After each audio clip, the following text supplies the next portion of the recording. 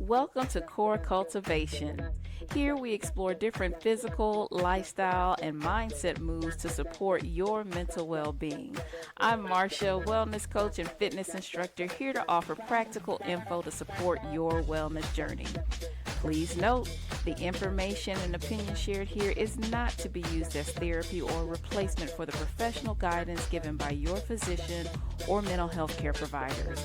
You acknowledge you are responsible for your own physical, mental, and emotional well-being, and hereby release CORE Fitness from any and all liability. If you are having suicidal thoughts, please dial 988 or visit the nearest emergency room. Alrighty, y'all, let's talk. Hey there, welcome to the podcast. So glad to have you. I'm Marcia, wellness coach, fitness instructor, here to give you information today on why your body is not over the pandemic. So I don't know what your timeline is when it comes to when the pandemic ended or not for you, but your body's not past. And I'm going to break down some of the reasons why today. So let's just go on and get into it. So we know, I think it's pretty generally understood and accepted that we are not active enough. We are very sedentary. We're not getting up. We're not moving so much. And if you are among the many who have said or have heard something like the pandemic just aggravated, accelerated, amplified something that was already a problem that was already existing, well, we can also apply that to our sedentary behavior. So we already were, again, not active, not moving around enough. And then the pandemic hit, which of course created a whole new world of telework options and tele something options. So regardless of your work situation, if you had any opportunity during the pandemic to tell anything, whether it was your work life where you were able to work from home or have some type of hybrid option, or maybe there were other parts of your life in your personal life where you were able to utilize the tele option, the hybrid option, the virtual option, where you weren't physically getting up and going somewhere, regardless of what part of your life it was. If there's any part of your world where you were not getting up and going when you once would have, then that decreases our activity level and it likely increases our sedentary behavior. And so now that we're again moving out of it, it's likely that you're still not necessarily at the same level that you were as far as your level of engagement where there's a hybrid or virtual option. And some of you may be doing this, but many people have adopted a hybrid type of lifestyle, whereas we're able to go for some things and stay home for others. We kind of pick and choose when we're going to be present physically and when we're not. We are kind of in a hybrid type of situation. So that in and of itself reduces our physical activity. That is a takeaway. One reason right there why your body is not past the pandemic. We also know that when we're less active, we're more at risk for sickness, any type of sickness. Of course, during the pandemic, we would hear the research that those individuals who are less active are more likely or more at risk for experiencing severe COVID-19 symptoms. We really could say that with regard to any type of health condition. I mean, how many times has your doctor maybe suggested this particular health condition will be helped, or the symptoms will be minimized, or your risk for XYZ will be reduced if you get active, stay active to some degree? We know that activity is going to make us less likely to experience severe sickness. So the pandemic may have ended, but we are heading into the fall. Now, actually, we're just coming off of the summer. And there was a summer surge, right? There was a surge of COVID-19 cases.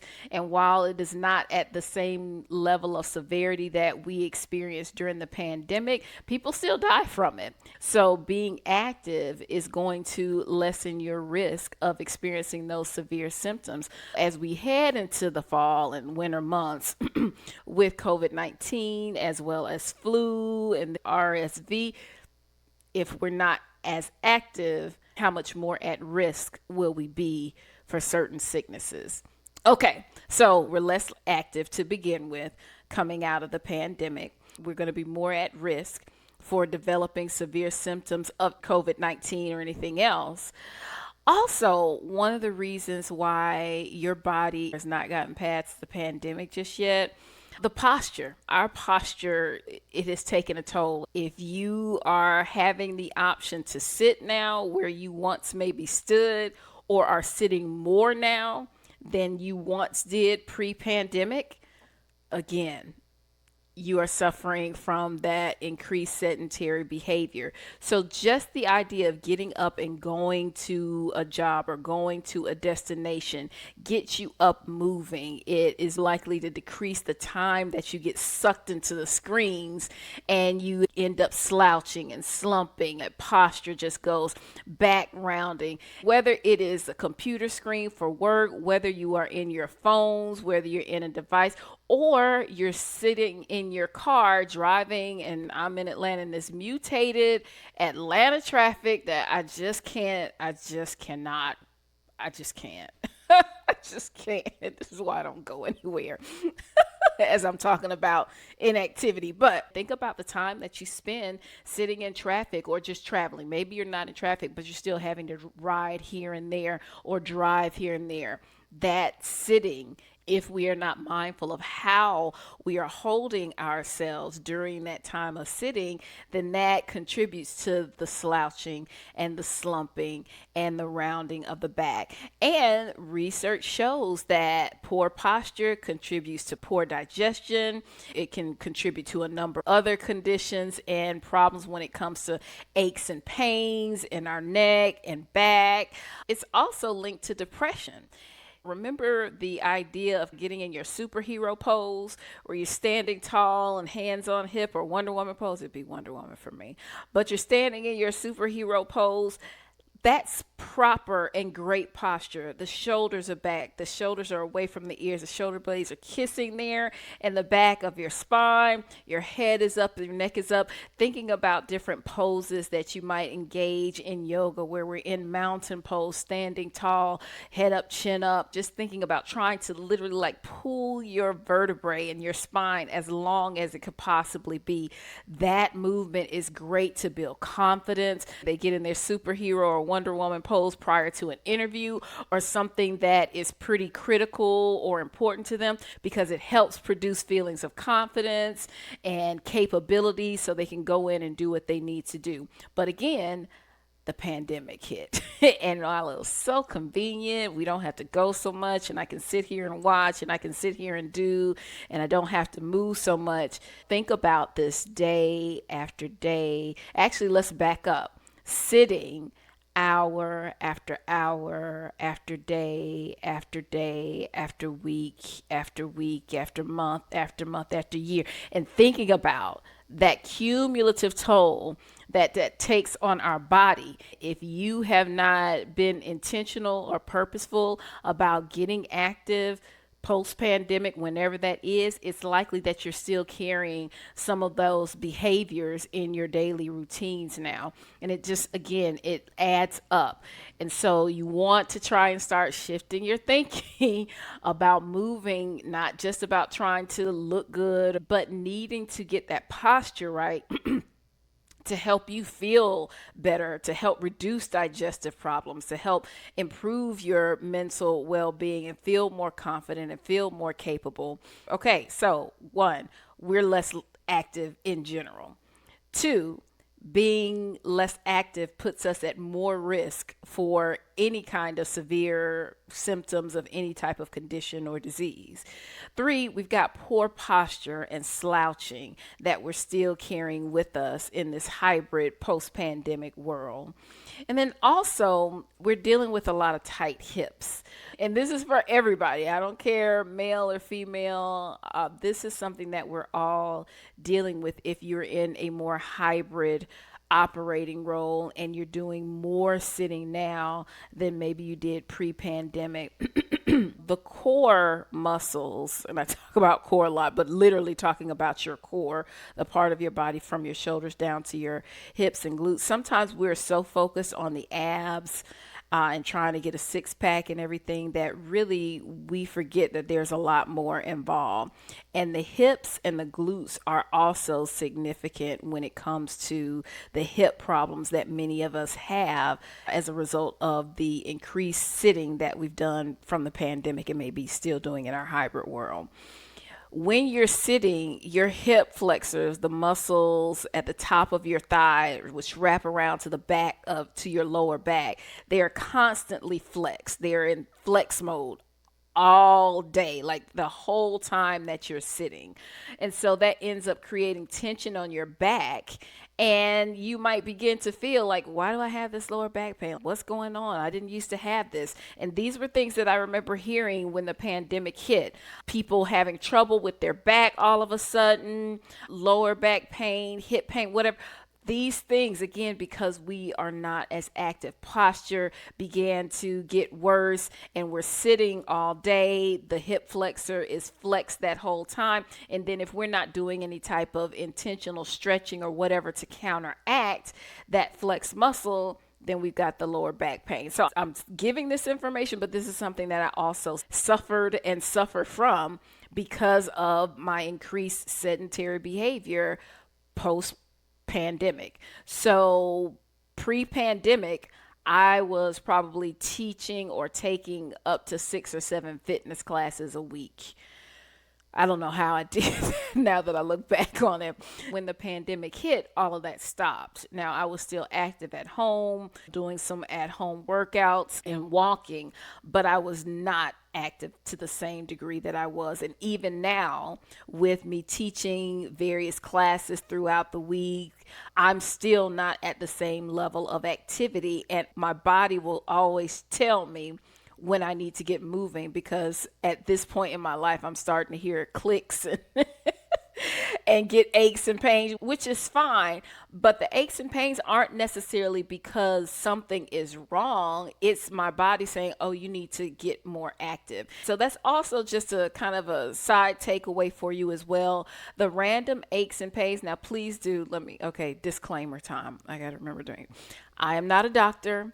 So be sure to talk with your doctor as far as your physical needs and limitations, and be mindful of your particular condition. But many times the minor aches and pains and discomfort that we have, it's like our body telling us, okay, you need to get moving. So the lower back pain that I would experience was because I'm sitting all day. I'm in my computer. I'm doing these different things and I'm not getting moving as much as I used to or once was. I didn't have any particular new injuries or new conditions to occur during the pandemic. Whatever was there was already there pre-pandemic. So the aches and pains were a result of my change in activity level, meaning there was less of it. Therefore, nowadays, I have to be super intentional about including and integrating more hip stretches and hip openers in some of the different classes and sessions that I do. And so maybe in some of the streams or videos, if you dropped in on some of those with me,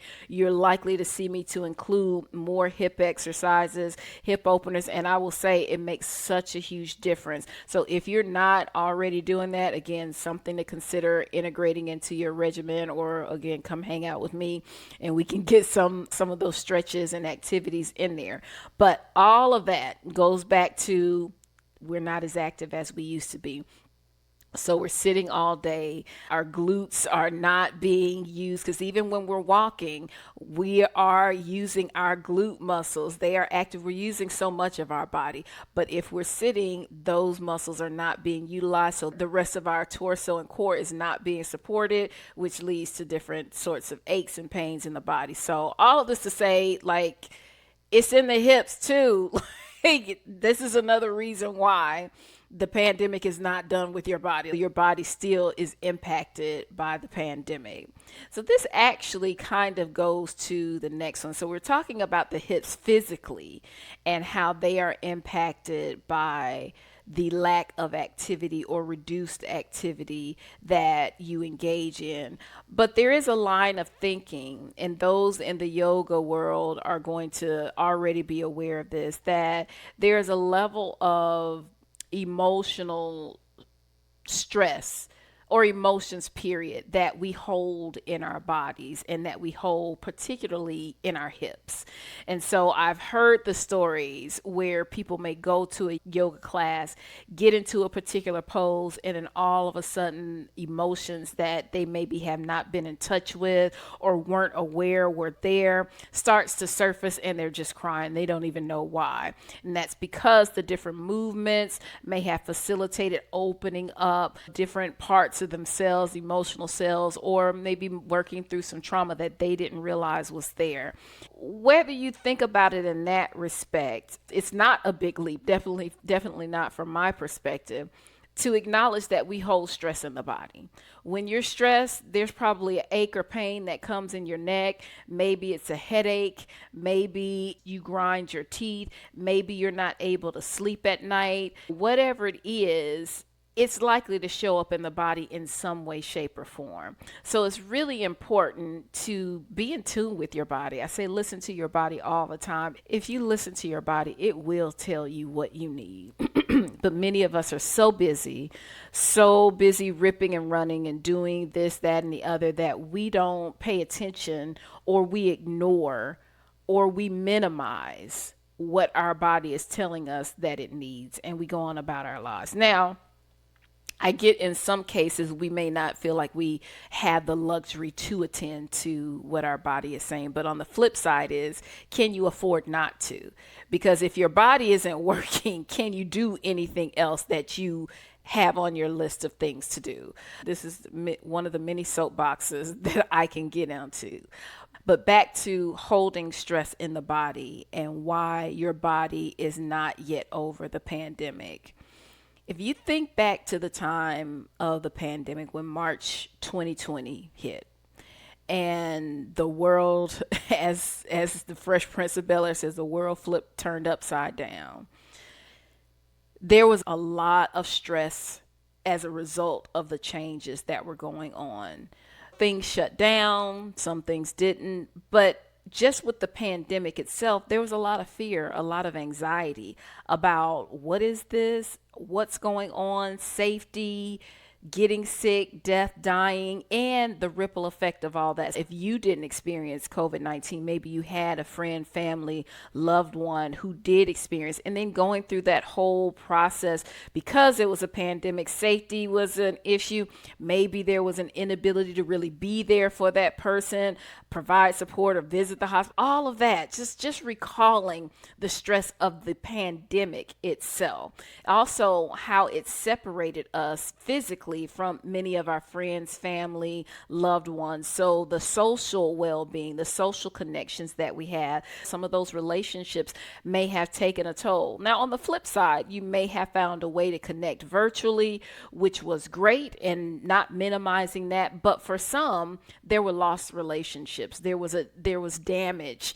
There was some trauma when it comes to relationships because of the pandemic. So you got that ripple effect, which also goes into how we were working, how people were getting jobs done, how people were going to school, how families were operating, how things were working in homes with everybody piled upon each other. There's a lot of stress just with the pandemic itself. And if you also put that in the larger context of everything else that was going on, that 2020, we were also dealing with a lot of political Racial and cultural stress, right? So we had George Floyd's murder. You had all the racial unrest and social justice issues that came up around that, and all of that kind of going into the politics of the day. And then this rolls into the next election. Thinking about the pandemic over the years, you've got racial, cultural issues, you've got the pandemic.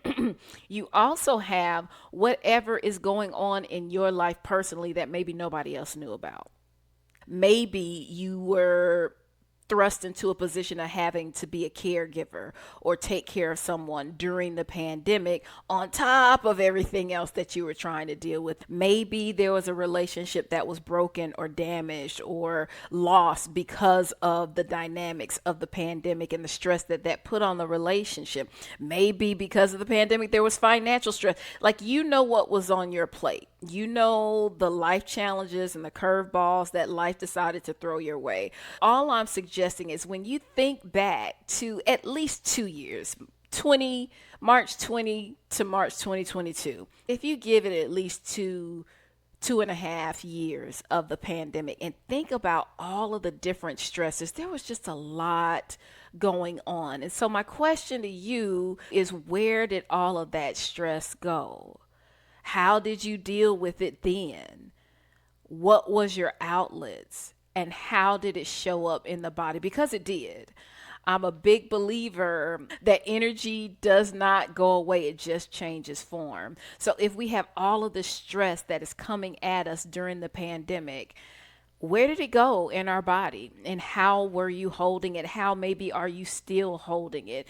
Did you have time? Did you have a way to kind of process through it, to get past it, to let it kind of run its course, to deal with it, to work through it?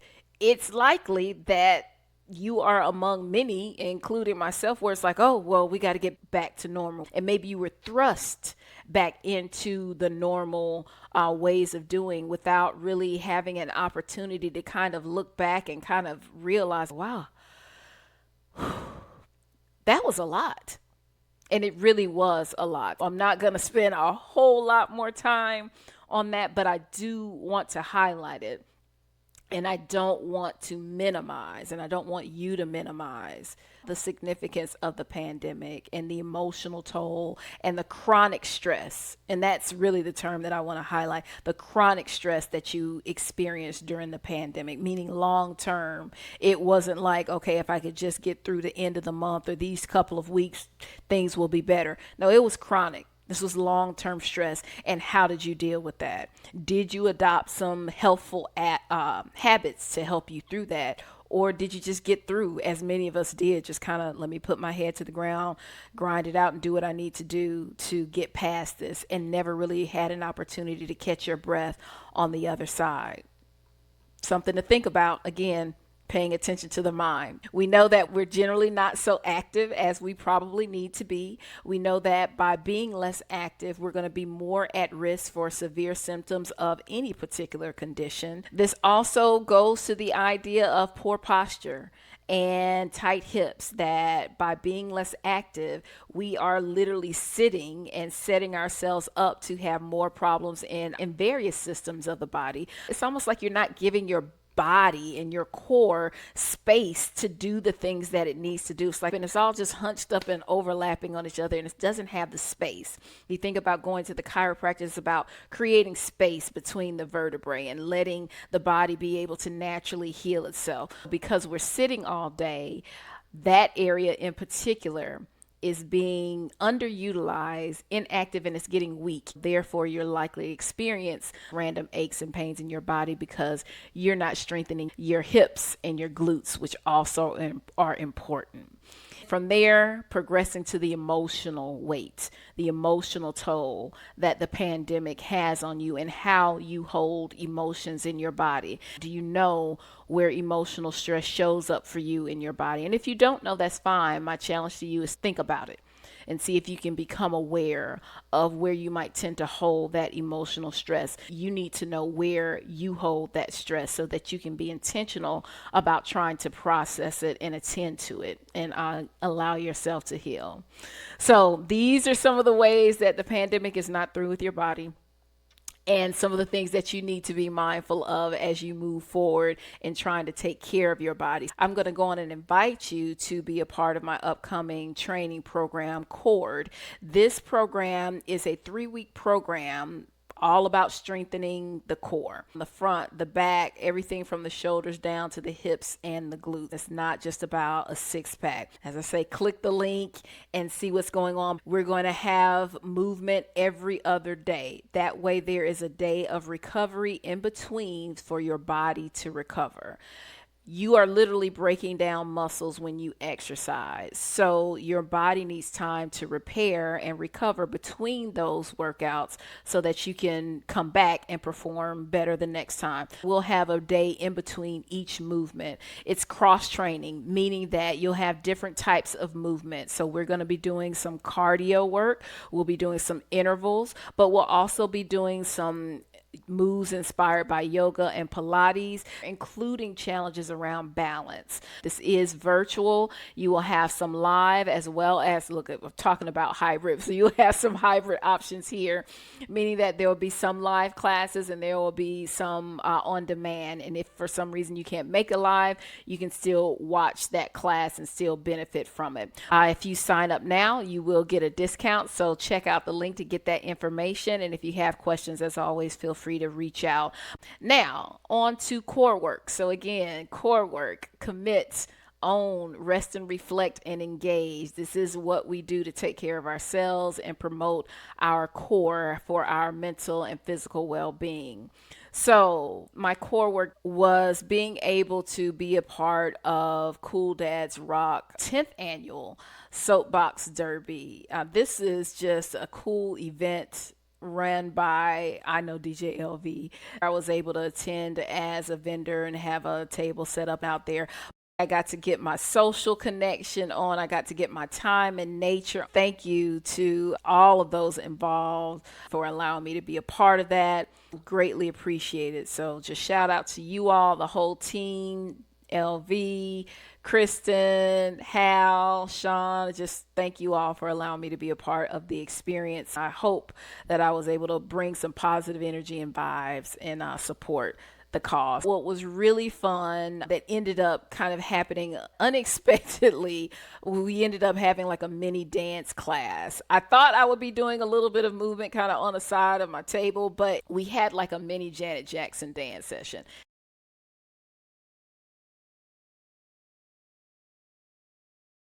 It's always so cool to see kids just having fun, just precious.